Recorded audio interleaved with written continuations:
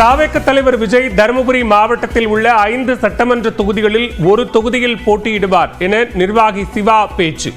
தொண்டர்கள் உற்சாகம் அடைந்து கரகோஷம்.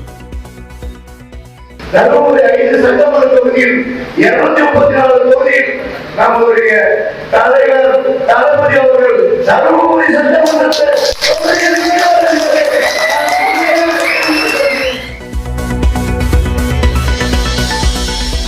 தெலுங்கர்கள் குறித்து அவதூறாக பேசிய வழக்கில் கைதான நடிகை கஸ்தூரிக்கு நவம்பர் 29ஆம் தேதி வரை சிறை.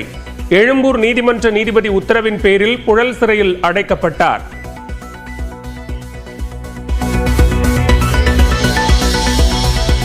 சிறையில் அடைக்க வேண்டாம் என நீதிபதியிடம் கெஞ்சிய நடிகை கஸ்தூரி வாகனத்தில் ஏறும்போது மீண்டும் கோஷம்.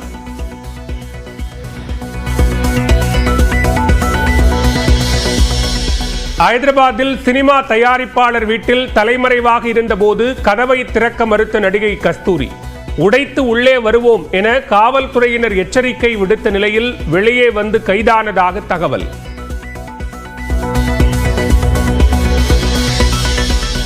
சென்னையில் வடமாநிலத்தவருக்கு விடுதியில் அறை எடுத்து கொடுப்பது தொடர்பாக மோதல். ஓட்டலில் பெண் ஓட்டுநரை இளைஞர் அறைந்த சிசிடிவி காட்சி வெளியானது.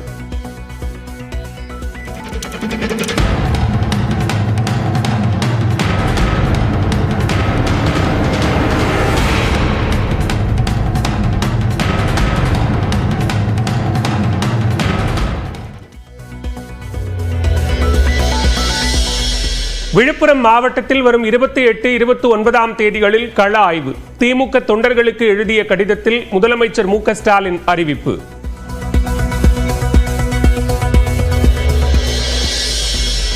ஜெயங்கொண்டத்தில் சிப்காட் தொழிற்சாலை அமைக்க வேண்டும் என்ற திருமாவளவனின் கோரிக்கை ஓராண்டுக்குள் நிறைவேற்றும் முதலமைச்சர் மு.க. ஸ்டாலின் பெருமிதம்.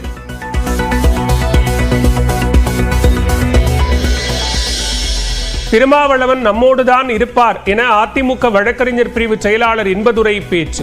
ஏற்கனவே திமுக கூட்டணியில் இருப்பதால் இன்னொரு கூட்டணிக்கு போக வேண்டிய அவசியம் இல்லை என திருமாவளவன் விளக்கம்.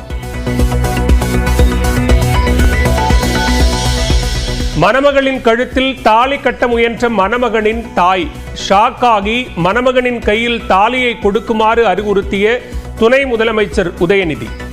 48 இணையர்களுக்கான திருமண விழா சிறப்பாக அரங்கேறி கொண்டிருக்கிறது. தற்போது மேடையில் மணமக்கள் சூரியகுமார், குணவதி அவர்கள் இருக்கிறார்கள்.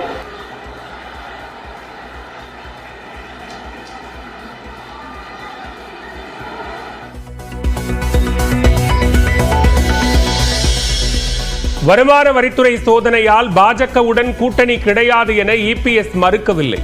மீண்டும் சோதனையிட்டால் அதிமுகவை பாஜகவோடு இணைத்து விடுவார் என்றும் துணை முதலமைச்சர் உதயநிதி விமர்சனம்.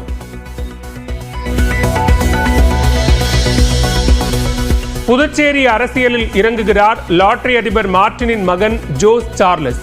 காமராஜர் நகர் தொகுதியை தேர்ந்தெடுக்க பாஜக எம்எல்ஏக்கள் முழு ஆதரவு.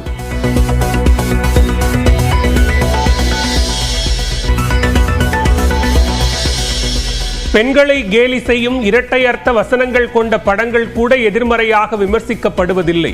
நடிகை ஜோதிகா வேதனை.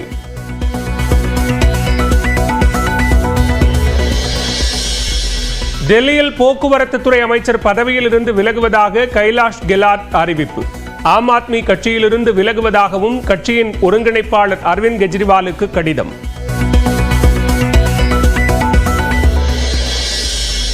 கடலூர், அரியலூர், தஞ்சாவூர் உள்ளிட்ட 12 மாவட்டங்களில் இன்று கனமழைக்கு வாய்ப்பு. நெல்லை, கன்னியாகுமரி உள்ளிட்ட தென் மாவட்டங்களிலும் கனமழை பெய்யும் என கணிப்பு.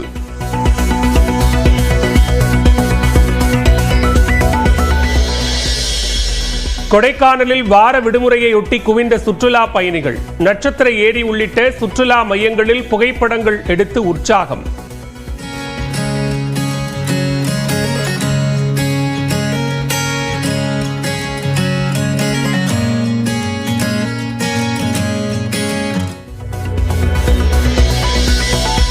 விடுதலை சிறுத்தைகள் கட்சியின் தலைவர் திருமாவளவன் எங்களோடுதான் இருக்கிறார் என்று அதிமுக வழக்கறிஞர்கள் பிரிவு செயலாளர் இன்பதுரை தெரிவித்த நிலையில் அதே நிகழ்ச்சியிலும் திருமாவளவன் விளக்கம் அளித்துள்ளார். கூட்டணிக்கான அழைப்பா, திருமாவளவன் அளித்த விளக்கத்தை இப்போது பார்க்கலாம். என் பக்கத்திலே அண்ணன் திருமா அவர்கள் இருந்தார். இன்னைக்கு தமிழ்நாடே பார்த்துக்கிட்டு இருக்கு திருமா எங்கு செல்வார் என்று. இங்குதான் இருக்கிறார், எங்களோடு தான் இருக்கிறார். நான் அரசியல் பேச வரவில்லை, வழக்கறிஞர்கள் எங்கு இருந்தாலும் அங்கு வருவார் என்று சொன்னேன். அவருக்கு தெரியும், அவரும் வழக்கறிஞர். திருமா நம்மோடு தான் இருக்கிறார், அவர் நம்மோடு தான் இருப்பார். நல்லவர்கள் இருக்கா இருப்பார். மக்களோடு இருப்போம். அன்பு சகோதரர் இன்பதுரை அவர்களுக்கும் இதுதான் பதில். கட்சிகளோடு அல்ல, மக்களோடு நிற்போம். மக்களுக்காக போராடுகிறவர்கள் யாரா இருந்தால் என்ன, எந்த அடையாளம் இருந்தால் என்ன, அடையாளம் முக்கியம் அல்ல. கட்சி அடையாளம், சாதி அடையாளம், மத அடையாளம், இவற்றையெல்லாம் தாண்டி சிந்திக்கவும் செயல்படவும் நாம் பக்குவப்பட வேண்டும். அது தேர்தலுக்கான அழைப்பு இல்ல, இந்த சட்டத்துக்கு எதிர்ப்பான ஒரு போராட்டத்திற்கு அழைப்பு. அதுதான் அந்த போராட்டத்துக்கான அழைப்பு தான். அதுக்கும் தேர்தலுக்கும் சம்பந்தம் இல்லை. விஜயின் தமிழக வெற்றிக் கழகத்துடன் அதிமுக கூட்டணி வைப்பது தொடர்பாக கட்சி தலைமைதான் முடிவு செய்யும் என்று முன்னாள் அமைச்சர் ஜெயக்குமார் தெரிவித்துள்ளார். விழுப்புரத்தில் அதிமுக நிர்வாகிகளுடனான ஆலோசனை கூட்டத்திற்கு பின்னர் செய்தியாளர்கள் எழுப்பிய கேள்விக்கு இவ்வாறு பதிலளித்தார். நடிகர் விஜய் வந்து கட்சி துணை இருக்காரு. ஆமா, அதோட உங்களோட பூச்சில சொல்றாரு வாழ்த்துக்கள் சொல்லிட்டு அதுக்கு மேல என்ன கூட்டணி கூப்பிடுவீங்களா? பாதிப்பு இருக்குமா? வாழ்த்துக்கள் கூட்டணி குறித்தெல்லாம் வந்து பார்த்தா பொதுச் செயலாளர் கட்சி முடிவு செய்யற விஷயம். வருமான வரித்துறை சோதனைக்கு அஞ்சியே பாஜகவுடன் கூட்டணி கிடையாது என்ற நிலைப்பாட்டில் இருந்து எடப்பாடி பழனிசாமி பின்வாங்கி இருப்பதாக துணை முதலமைச்சர் உதயநிதி ஸ்டாலின் விமர்சித்துள்ளார். உதயநிதி ஸ்டாலினின் 48வது பிறந்த நாளை முன்னிட்டு திமுக சார்பில் சென்னை புதுவண்ணாரப்பேட்டையில் 48 இணையர்களுக்கு திருமணம் நடத்தி வைக்கப்பட்டது. இந்த நிகழ்ச்சியில் துணை முதலமைச்சர் உதயநிதி ஸ்டாலின் கலந்து கொண்டு திருமணத்தை நடத்தி வைத்தார். அப்போது துணை முதலமைச்சரிடமிருந்து தாலியை வாங்கிய மணமகனின் தாய் மணமகனிடம் கொடுப்பதற்கு பதிலாக மணமகளுக்கு தானே கட்ட முயன்றதால் மேடையில் சிரிப்பலை எழுந்தது. இளைஞர்களுக்கான திருமண விழா சிறப்பாக அரங்கேறிக் கொண்டிருக்கிறது. தற்போது மேடையில் மணமக்கள் சூரியகுமார் குணவதி அவர்கள் இருக்கிறார்கள்.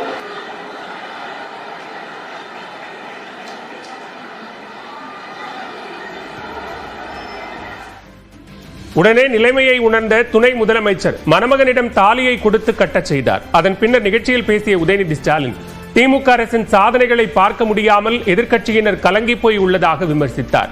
அரசின் திட்டங்களை மக்கள் பயன்படுத்தி வருவதால் எடப்பாடி பழனிசாமி எரிச்சல் அடைந்திருப்பதாக கூறினார்.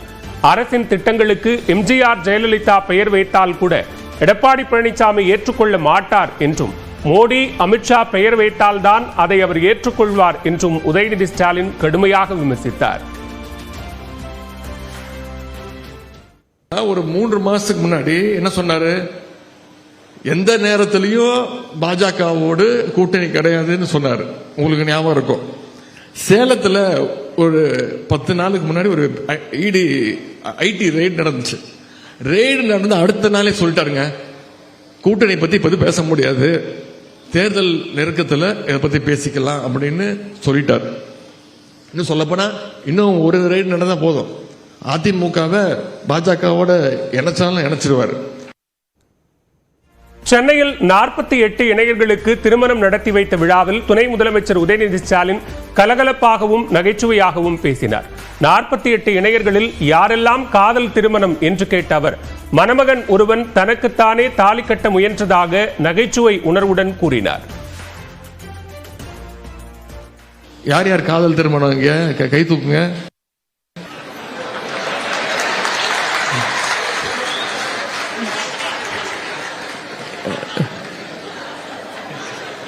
நம்முடைய ஒரு ஜோடிக்கு திருமணம் செய்து வைக்கும் பொழுது அந்த பெண்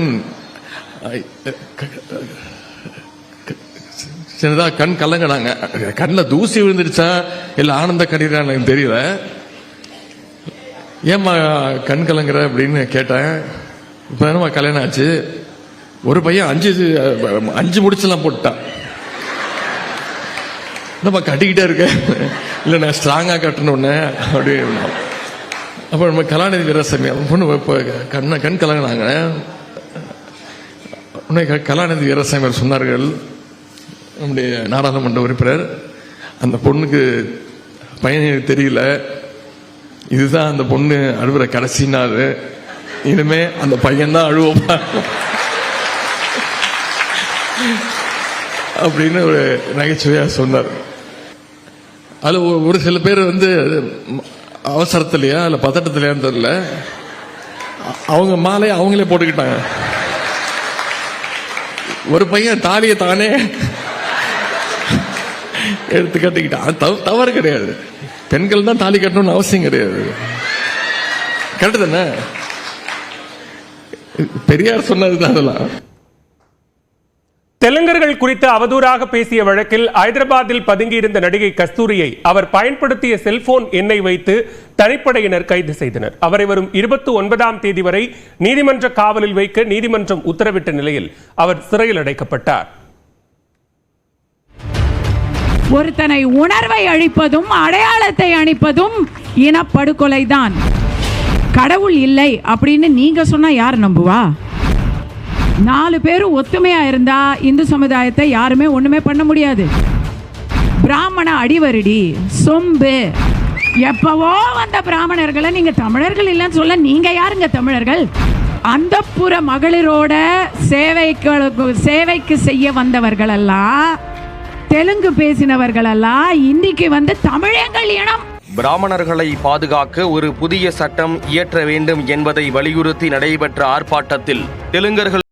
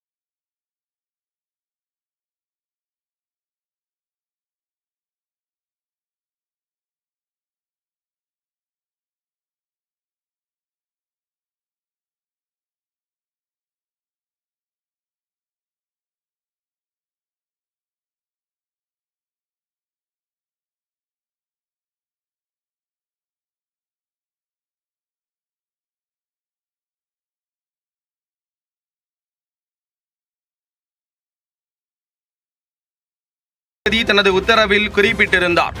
இதைத் தொடர்ந்து நடிகை கஸ்தூரியிடம் விசாரணை நடத்த சென்னையில் உள்ள அவரது வீட்டிற்கு போலீசார் சென்றனர். அப்போது வீடு பூட்டப்பட்டு இருந்ததுடன் கஸ்தூரியின் செல்போனும் சுவிட்ச் ஆஃப் செய்யப்பட்டிருந்ததாக போலீசார் தெரிவித்தனர். பின்னர் தலைமறைவான கஸ்தூரியை கைது செய்ய 2 தனிப்படைகள் அமைக்கப்பட்டு தேடுதல் வேட்டையில் போலீசார் இறங்கினர்.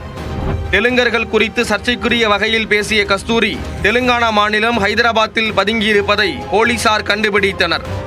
அவருக்கு சினிமா தயாரிப்பாளர் ஹரி என்பவர் அடைக்கலம் கொடுத்ததும் தெரிய வந்தது. இதையடுத்து ஹரியின் வீட்டிற்கு போலீசார் சென்றதும் உள்ளே இருந்த கஸ்தூரி நீண்ட நேரம் கதவை திறக்காமல் பதுங்கியிருந்ததாக கூறப்படுகிறது. பொறுமையிழந்த சென்னை போலீசார் ஹைதராபாத் போலீஸ் உதவியுடன் கதவை உடைத்துக் கொண்டு உள்ளே வந்து விடுவோம் என்று எச்சரித்துள்ளனர். இதனால் வேறு வழியின்றி கதவை திறந்து கஸ்தூரி வெளியே வந்துள்ளார். தலைமறைவாகி தொடர்ந்து போக்கு காட்டி வந்த கஸ்தூரியை சென்னை போலீசார் கைது செய்தனர். தனக்கு எதிராக போலீசார் வழக்கு பதிவு செய்ததும் விசாரணைக்கு பயந்து தனது செல்போனை சுவிட்ச் ஆஃப் செய்தது தெரிய வந்தது. பின்னர் தலைமறைவான கஸ்தூரி தயாரிப்பாளர் ஹரியின் செல்போன் எண்ணை பயன்படுத்தி வந்துள்ளார். ஹைதராபாத்தில் வெளியே செல்லாமல் வீட்டுக்குள்ளேயே பதுங்கியிருந்த கஸ்தூரி ஹரியின் செல்போன் எண்ணை பயன்படுத்தியே மற்ற நபர்களுடன் பேசி வந்ததும் அம்பலமானது. இதை ட்ராக் செய்த சென்னை போலீசார் தலைமறைவாக இருந்த நடிகை கஸ்தூரியை கட்டம் போட்டு கைது செய்துள்ளனர். இந்நிலையில் சாலை மார்க்கமாக கஸ்தூரியை சென்னைக்கு தனிப்படை காவலர்கள் அழைத்து வந்தனர். இதனைத் தொடர்ந்து சிந்தாதிரிப்பேட்டை அனைத்து மகளிர் காவல் நிலையத்தில் வைத்து கஸ்தூரியிடம் விசாரணை நடத்தப்பட்டது. பின்னர் ஓமந்தூரார் அரசு மருத்துவமனைக்கு அழைத்துச் சென்று உடல் தகுதி சான்றிதழ் பெறப்பட்டது. பின்னர் கஸ்தூரியை சென்னை எழும்பூர் நீதிமன்றத்தில் காவல்துறையினர் ஆஜர்படுத்த போலீசார் அழைத்து வந்தனர். வாகனத்தில் இருந்து இறங்கும் போது நீதி வெல்லட்டும் என கஸ்தூரி முழக்கமிட்டார். பின்னர் நீதிமன்றத்தில் ஆஜர்படுத்தும் போதும் தான் சிங்கிள் மதர் என்றும் தான் குழந்தைகளை பார்த்துக் கொள்ள வேண்டும் என்றும் நீதிபதியிடம் மன்றாடியதாக கூறப்படுகிறது. அவரை வரும் 29ஆம் தேதி வரை நீதிமன்ற காவலில் வைக்க நீதிமன்றம் உத்தரவிட்டது. இதனையடுத்து புழல் சிறைக்கு நடிகை கஸ்தூரி கொண்டு செல்லப்பட்டார். அப்போது முழக்கமிட்டபடியே வேனில் ஏறினார். பின்னர் புழலில் உள்ள பெண்கள் சிறையில் அடைக்கப்பட்டார்.